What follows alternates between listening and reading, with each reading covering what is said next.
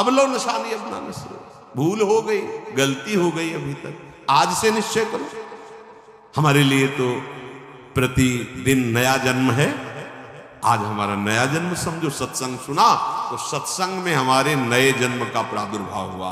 अभी तक जो हमारी गंदगी थी पीछे के जन्म में हम भूल जाते हैं। आज से इसी क्षण से हम नया जीवन अपना बनाते हैं, अध्यात्म मार्ग का जीवन बनाते हैं और ऐसा निश्चय करते हैं जो टूटे न। निश्चय में बहुत बड़ी सिद्धि है। देखो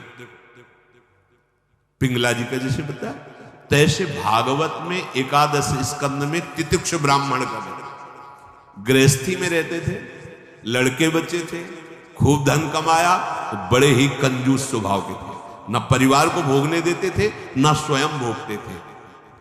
अब कुछ ऐसी विपरीत परिस्थिति आई, सब दिन होत न एक समान, राजदंड उन पे लागू हुआ तो काफी अर्थ तो टैक्स में चला गया। फिर परिवार के जनों ने देखा कि ये तो कंजूस है, 1 रुपया भी नहीं देगा। वो लोग इधर उधर से हाथ मार के फिर आग लग गई। अब परिवार वालों ने उसका त्याग कर दिया, केवल अकेला, कोई उससे प्यार नहीं करता, अर्थ उसके हाथ से चला गया सब। अब विचार किया कि मेरा पूरा जीवन निकल गया, उत्तम वर्ण में जन्म हुआ था, वृद्धावस्था आ गई, अब क्या होगा, क्या होगा। जिनको मैंने पाला पोषा, जो बड़ी मेहनत से धन कमाया, तो सब नष्ट हो गया। परिवार वाले कोई देखते ही नहीं।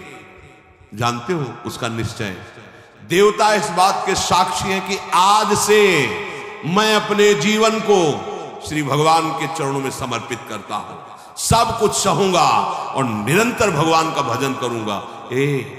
वो इतना बड़ा महापुरुष उसी निश्चय से हो गया कि भगवान उद्धव जी को उसकी कथा सुना रहे हैं। कोई साधना नहीं हुई थी, परिस्थिति ने ऐसा निश्चय करवा दिया। तो जरूरी है वो परिस्थिति आवे तब तुम निश्चय करो। क्या सत्संग में तुम निश्चय नहीं कर सकते तो परिस्थिति का इंतजार करोगे कि ऐसी विपत्ति आवे, ऐसी ठोकर लगे, ऐसी दुर्दशा हो तब तुम निश्चय करो? अरे उसके पहले ही निश्चय कर लो तो दुर्दशा काहे को होगी। ऐसा नहीं कि उसका जीवन मंगलमय हो गया। अब उसके कर्मों का क्षय करने के लिए जब वो संन्यास भाव लेकर विचरण करता, भिक्षा मांगता, तो लोग थूकते, स्पष्ट लिखा हुआ मूत देते, बांध देते, पीटते, उसकी भिक्षा छीन लेते, पर वो अंदर अंदर विचार करता नहीं, किसी का दोष नहीं है इसमें किसी का दोष नहीं। तो ये कर्म का है, ये कर्म का प्रभाव तो शरीर पर पड़ेगा। ये मुझे दुख क्यों हो रहा है? बहुत बहुत सुंदर मतलब चिंतन उनका बना। तो क्या देवता है इस दुख का कारण? देवता है नहीं, देवता भी तो केवल हमारे शरीर को ही पीड़ा दे सकते हैं। मेरे को क्यों हो रहा है? काल नहीं, वो तो आत्मस्वरूप है, उसका भी प्रभाव इसी शरीर पर हो। मेरा स्वरूप तो कालातीत है। तो फिर क्या है? भ्रम। हाँ, ये भ्रम है। मैं तो निर्विकार चिदानंद अपने स्वरूप में स्थित हो गया, ब्रह्मबोध संपन्न महापुरुष हो गया हो, और तितिक्ष ब्राह्मण नाम से वर्णन किया है भगवान ने। इसलिए निश्चय में बड़ी सामर्थ्य है, हमारा निश्चय बड़ा ढुलमुल है। इसलिए प्रार्थना है, बहुत बड़ा मार्ग मिला है आपको, इसे भगवत मार्ग कहते हैं, अध्यात्म मार्ग कहते हैं।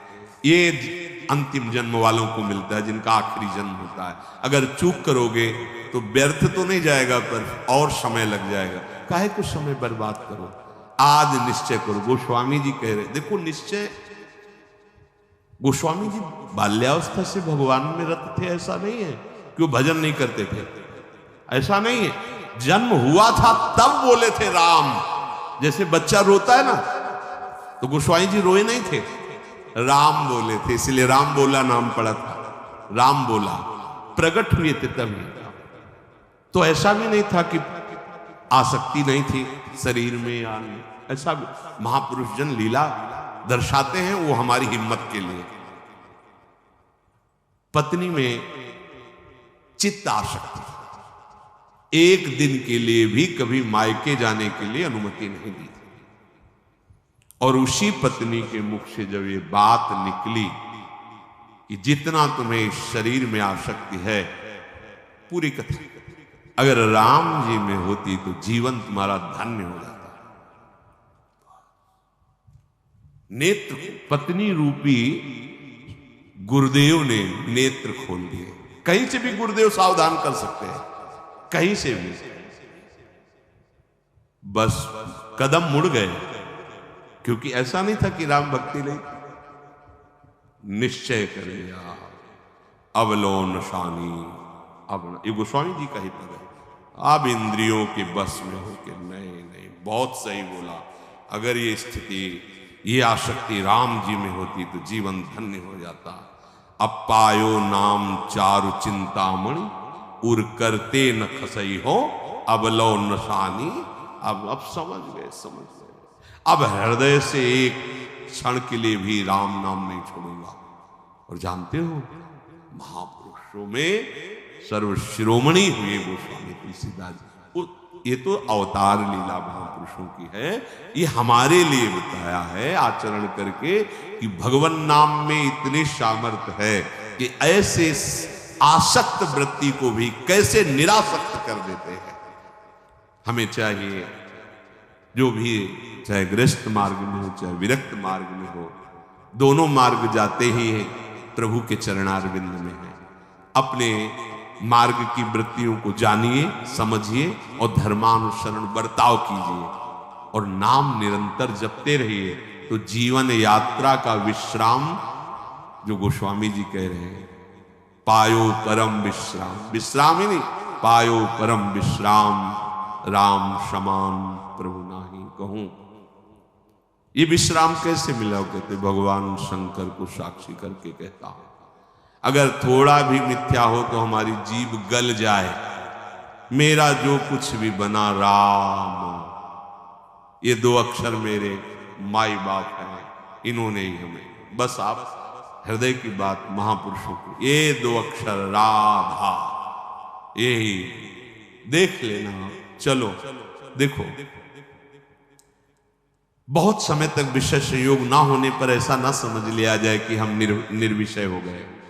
बहुत ये चोर हैं, बहुत छुप कर रहते हैं और चिंगारी की तरह रहते हैं। फूस मिल जाए तो ज्वाला बनने में सेकंड लगता है। ध्यान रखना, 20 वर्ष 30 वर्ष बिल्कुल निर्विकार, संयोग नहीं, लगता है कि अब हमें कौन परास्त कर सकता है। चिंगारी है, फूस मिला ज्वाला बन जाएगी, जिसे नारद जी ने कहा तरंगवत, और संयोग बना तो समुद्रवत, डूब जाओगे, निकलना मुश्किल हो जाएगा। जब तक भगवत साक्षात्कार ना हो जाए, जब तक आपको अपने शरीर का अहम स्मरण करता भोक्ता भाव है, तो ईमानदारी से सावधानी पूर्वक अपने धर्म का पालन करते हुए प्रिया प्रीतम का निरंतर स्मरण, यही हमारे जीवन का परम लक्ष्य होगा। इसी से हमें परमानंद की प्राप्ति होगी। जिस समय हम ये सोचते हैं कि अब हमें कोई भी धर्म विरुद्ध आचरण में, एक आनंद की वृत्ति आती है, देखना एक और जिस समय हम सोचते हैं गलत ढंग से विषय सेवन, उसी समय जलन पैदा हो जाती है। जिसके सोचने में जलन पैदा होगी उसका परिणाम क्या होगा? क्या होगा आप विचार करो। जिसके सोचने में हमारे जलन हो रही तो उसका परिणाम तो ज्वाला होगा। धर्म से चलो। चक्रवर्ती सम्राट महाराज अम्बरीश चक्रवर्ती सम्राट होते हुए भक्तों की शिरोमणि हुए। आप क्या भगवत आनंद प्राप्त नहीं कर सकते गृहस्थ में रहकर? ये उद्दंड लोगों की बातें नहीं सुननी चाहिए। जैसे आप, अरे ये तो बाबा जियों के लिए है, सन्यासियों के लिए, हमारे लिए थोड़ी नहीं। भाई, मनुष्य जन्म सबको भगवत प्राप्ति के लिए, भगवदानंद में। देखो, आपके अच्छे आचरण हो, आप जितेंद्री हो, आप नाम जप कर रहे हो, आप कोई नशा नहीं करते, सबकी सेवा का भाव है, तो राम राज्य नहीं हो गया? सब आनंदित रहेंगे, सब प्रसन्न रहेंगे, सबका हृदय सत्य और धर्म से युक्त रहेगा। यही तो आनंद का स्वरूप है। जब आप शास्त्र और सत्संग स्वीकार नहीं करते तो आपके अंदर आसुरी वृत्ति बढ़ती, राक्षसी वृत्ति, और फिर देखो अपने को दुखी, अपने परिवार को दुखी, अपने नगर को दुखी, अपने देश को कलंकित, क्या क्या नहीं करवा देती है राक्षसी बुद्धि। इसलिए भाई, ये सत्संग गृहस्थ विरक्त जो भी जहां भी है सबके मंगल के लिए वहीं रहो, वहीं रहो, प्रभु के होके रहो। दूसरों को दुख पहुंचाने वाली बात चेष्टा मन में भी मत लाओ, सबको सुख पहुंचाओ, नाम जप करो, सबका मंगल हो जाएगा। देखो हम सब तरंगे हैं, समुद्र में ही उछल रहे हैं, हमारा अस्तित्व नहीं है, तरंगों का अस्तित्व नहीं है। ऐसे ही हम भगवत स्वरूप हैं, प्रभु रूपी अगाध समुद्र में हम तरंगे की तरह है, हमारी कोई सत्ता नहीं है। ये जो सोच रहे हो ना सत्ता नहीं, सत्ता उन्हीं की है, उन्हीं की है। अभी आप समझ नहीं पा रहे, तरंग है क्या? समुद्र ही तो है। वायु विकार खत्म हुआ, समुद्र ही था, समुद्र ही है, बीच में तरंगे, ये सब तरंगे हैं। मन की तरंगे मिटा दो, फिर देख लो आप क्या हो, भगवत स्वरूप परम आनंद में। अब चाहे सृष्टि में रहो चाहे धाम में जाओ, कोई फर्क नहीं पड़ता। व्यवहार में भी रहते हुए परमानंद, शरीर छूटे तो प्रभु में परमानंद। उसी के लिए तो हम प्रयास करें, जितनी चेष्टाएं कर रहे हैं सुख के लिए ही तो कर रहे हैं। हे भाई, आप कोई भी हो, गृहस्थ हो, विरक्त हो, कोई भी हो, धर्म से चलो, नाम जप करो, सबकी सेवा की भावना अंदर रखो, तो मनुष्य जीवन का लाभ मिल जाएगा।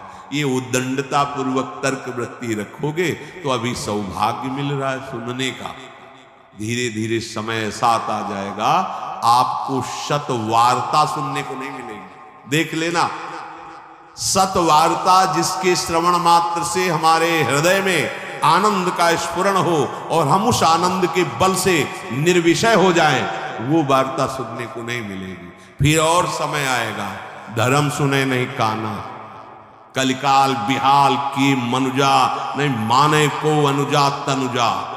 सब होश में अभी समय है, तर्क वितर्क छोड़ो, जैसा शास्त्र सदगुरुदेव संत जन कह रहे वैसी बात मान लो, निहाल हो जाओगे, परमानंद में मगन हो जाओगे। ये हम बुद्धि की बात नहीं कहते कि तर्क वितर्क आप करें, तर्क सत्संग तर्क नष्ट करने के लिए होता है। हृदय में देखो, बहादुरी जबान से कहने की नहीं है, ये हृदय की बात है। ये यहां युद्ध होता है, पता नहीं क्यों बनी हुई है। वेद विद्या पढ़त, कर्म धर्मन करत, जलप तन कलप की अवधियानी, चारुगत छाण संसार भटकत भ्रमत, आस की पास नहीं तोरी जानी। स्पष्ट वर्णन है, इसका मनन हुआ है गुरु कृपा से, तब हम आपको कह रहे हैं, मनों का निरीक्षण करके। आस की पास नहीं तोरी जानी, सकल स्वार्थ करत, क्योंकि आस की पास नहीं तोरी जानी तो सकल स्वार्थ करत, रहत जन्मत मरत, दुख और सुख के होत मानी। अरे छाड़ जंजार कैसे न निश्चय धरत, एक किंग लमत हरिवंश बानी। क्यों निश्चय नहीं करते, उस आस की पास को क्यों नहीं तोड़ देते? वैराग्य मार्ग का पथिक हूं या भगवत मार्ग का पथिक हूं, प्राण त्याग सकता हूं पर एक कदम अधर्म भूल न दे कुमारक नहीं। ऐ मन अब नहीं, अब नहीं, शरीर नष्ट कर दूंगा पर धर्म नहीं नष्ट करूंगा। भगवत मार्ग, ये आस की पास बड़े दुलार से रखे हुए, कभी तो अभी नहीं, कभी तो ये क्यों रखे हुए हो? यही तुम्हें भगवदानंद की अनुभूति वर्तमान में नहीं करने दे रही, यही आस के पास। अभी निश्चय करो जिस मार्ग में चले हो, नहीं नहीं नहीं, अभी शुद्ध ज्ञान स्फूर्ति होने लगेगी। ये सब यहां की देखी हुई बातें कह रहे हैं आप, बच्चापन से इस मार्ग में है तो यहां देखी हुई बातें कर रहे हैं। बहुत वैराग्य में जीवन, एकांतिक जीवन, फिर भी आशा। पूछो उससे किसकी आशा, क्यों, क्या चाहिए? उत्तर नहीं मिल रहा। चाहिए ये भोग नहीं, देखना भी नहीं, तो आशा क्यों? पता नहीं। आप देखो, अंदर से देखो, जब यहां की बात कही जाएगी ना तो सबके यहां की बात होगी। ये अलग से नहीं रचा, उसी मशीनरी से बनाया गया जिससे सब निकले हुए, सब मशीनरी। इसीलिए कि ये तो हमारे मन की बात कह रहे हैं, वो तुम्हारे मन की बात नहीं कर रहे, संपूर्ण सृष्टि की बात कर रहे हैं। क्योंकि जिससे मन रचा गया है, जिससे शरीर रचा गया है, वो वही एक ही डिपार्टमेंट, वहीं से रचा गया। यही हमें भगवदानंद की प्राप्ति नहीं करा देगी। बहुत धैर्य पूर्वक सुनना है और समझना है। ये हम अपने मन की बात कहते हैं, इसको पढ़ा है, इसको देखा है, इसको समझा है। वैराग्य में जीवन है, इतना भी कहीं गुंजाइश नहीं है। फिर भी आशा है, पूछा जाए इसको भोगों के लिए तो ना है, फिर भी आशा है। ये क्यों है? ये छाणी जंजार क्यों न निश्चय धरत, निश्चय क्यों नहीं कर रहा? तो तेरे निश्चय की कमी के कारण ये आशा की फांसी बनी हुई है। जब तक ये आशा की फांसी बनी रहेगी तब तक तुझे परमार्थ वस्तु का स्फुरण नहीं होगा। पक्की ये जो शुद्ध ज्ञान है स्फुरित ही नहीं होता, कामना से ढका रहता है। जैसे कोहरे की ताकत नहीं कि सूर्य को ढक ले, पर मेरे नेत्रों के ढकने के कारण लगता है सूर्य ढक गया। ऐसे ही ज्ञान स्वरूप जो भगवद अंश है इसमें स्फुरणाएं होती, जैसे सूर्य की किरणें निकलती ना, ऐसे इसमें ज्ञान की तरंगे निकलती रहती, आनंद की तरंगे निकलती रहती। वो आपके अनुभव में आपकी ही तरंग है, अनुभव में इसलिए नहीं आती कि कामना रूपी आशा रूपी कोहरा फैल गया।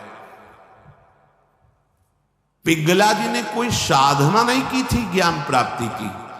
ज्ञानियों के परम गुरु विदेहराज जनक जी के ही नगर में रह रही थी, पर वैश्यावृत्ति करती थी। देखिए, पढ़ के देख लीजिए, बहुत सूक्ष्मता से मनन करती हुई तो आपको उत्तर मिल जाएगा। अपने शरीर का श्रृंगार करके बैठ गई। संध्या के समय से कोई पुरुष उधर से आता दिखाई देता तो ये पुरुष हमें धन देगा, हमारे शरीर का सेवन करेगा, निकल गया। ये नहीं तो ये करेगा। ऐसे रात्रि अर्धरात्रि हो गई। भगवद अवतार अवधूत शिरोमणि श्री दत्तात्रेय जी भ्रमण करते हुए वही सर्वज्ञ महापुरुष थे, उसकी वृत्ति में ही अपनी वृत्ति लगाए हुए थे। तभी तो उन्होंने गुरु बनाया उसको। 24 गुरुओं में पिंगला भी गुरु है। और बड़ा सौभाग्य उसका महाप्रभु हरिवंश चंद्र जी ने श्रीमद चतुरासी जी में भी उसका उदाहरण दिया।